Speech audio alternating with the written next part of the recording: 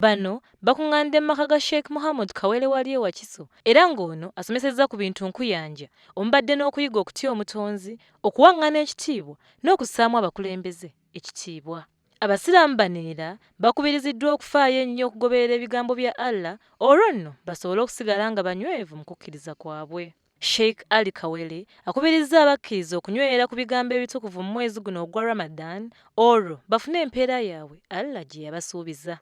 Abagambye bayiga okusaddako okutuufu era n'abuulirira abafumbo okufaayo ennyo ku ngeri gye batambuzaamu amaka n'okukuza abaana obulungi mu kutya Katonda nga kino kye kigenda okunyweza Obuyisiraamu wonna. Abasiraamu mujje musome. Ani ayinza okusaddaaka olusaddaaka olumatiza omufu ali mu ntaana nti mu mwezi guno wallahi wasaddaasa. Bano basabidde abagenzi omubadde ne yali Supreme Sheikh Zubair Kayongo n'abalala. Duwah eno ekoleddwa okusobola okunyweza abaisilamu mu kiseera kino n'okusomesa abantu okulaba empeera eri mu kisiibo.